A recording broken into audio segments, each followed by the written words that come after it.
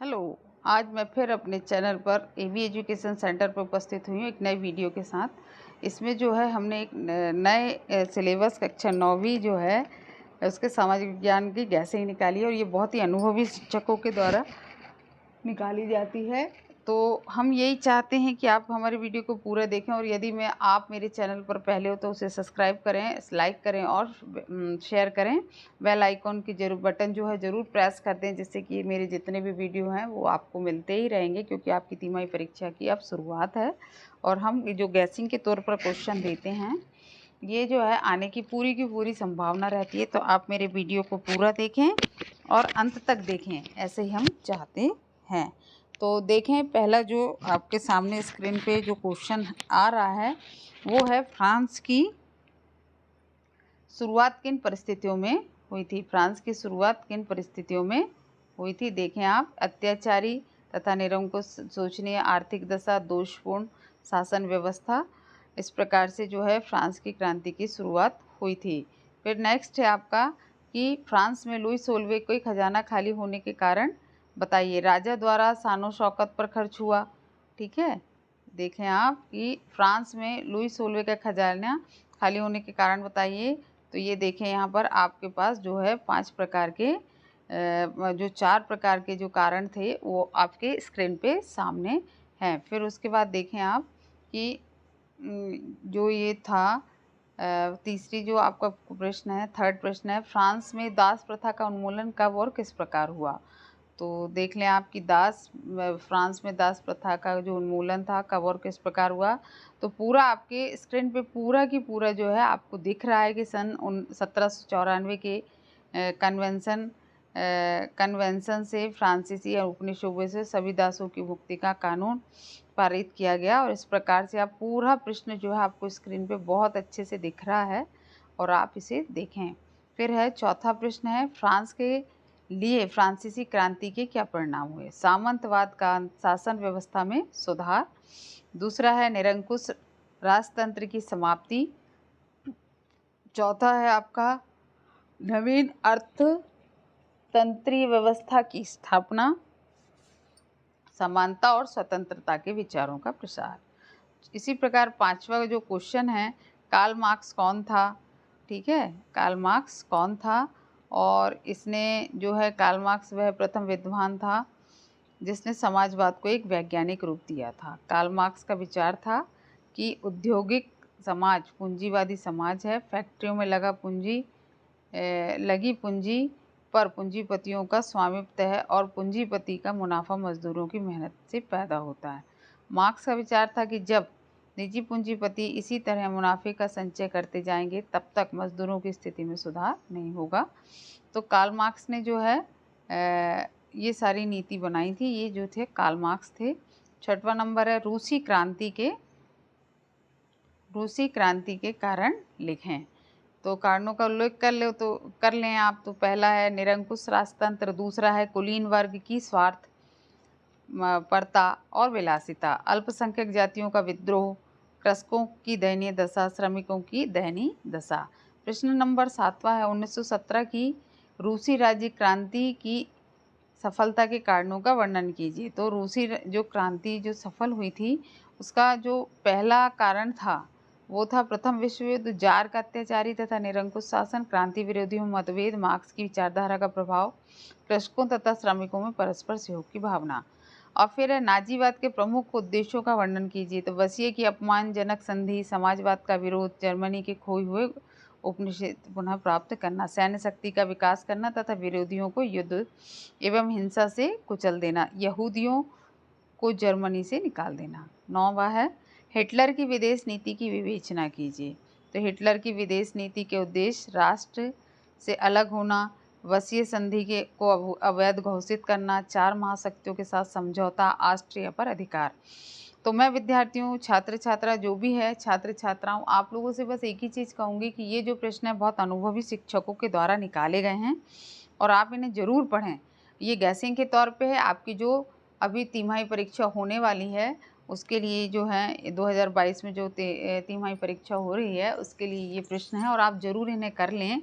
दूसरा है दोआब का अर्थ बताइए। प्रश्न 10वां जो है दोआब का अर्थ बताना है। दोआब का अर्थ दो नदियों के बीच का भाग है। दो भाव दो शब्दों से मिलकर बना है। दो तथा भाव अर्थात पानी। प्रश्न नंबर 11वां, किसी देश की अर्थव्यवस्था के लिए नदियां महत्वपूर्ण क्यों हैं?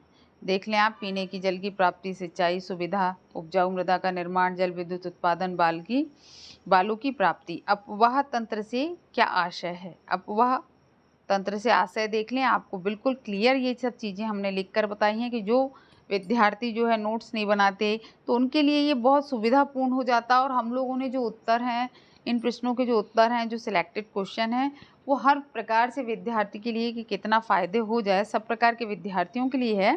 तो आप देख लें कि अपवाह तंत्र से क्या आशय है। प्रश्न नंबर 13वां, हिमालय की नदियों की विशेषता बताइए कि ये साल भर बहती हैं, इनमें साल भर पानी होता है और ये लंबे रास्ते को क्या करती हैं? तय करती हैं। और जो इसमें एक क्वेश्चन और है कि हिमालय की दो प्रमुख नदियों के नाम तो सिंधु और ब्रह्मपुत्र हैं। 14वां जो 14 नंबर का क्वेश्चन है, नदी से प्रदूषण का क्या आशय है? नदियों को प्रदूषण से कैसे बचाया जा सकता है? तो नदी प्रदूषण से आशय, नदी में अवांछित पदार्थों के आ जाने के कारण नदी प्रदूषण होता है। नदी प्रदूषण कम करने को उपाय, तो प्रदूषण की समस्या के निराकरण के लिए सरकार द्वारा कानून बनाए गए।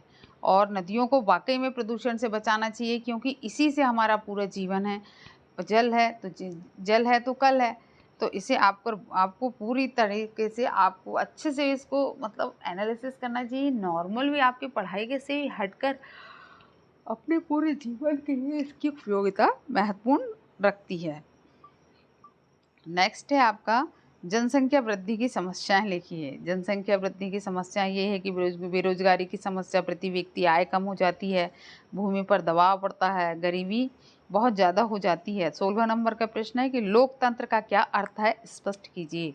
लोकतंत्र का अर्थ ऐसी शासन व्यवस्था से है जिसमें जनहित सर्वोपरि होता है। लोकतंत्र का अर्थ शासन प्रणाली तक सीमित नहीं होता, यह राज्य व समाज के रूप भी है, अर्थात इसमें राज्य, समाज तथा शासन तीनों का समावेश होता है। राज्य के रूप में लोकतंत्र जनता को शासन करने, उस पर नियंत्रण करने एवं उसे हटाने की शक्ति है।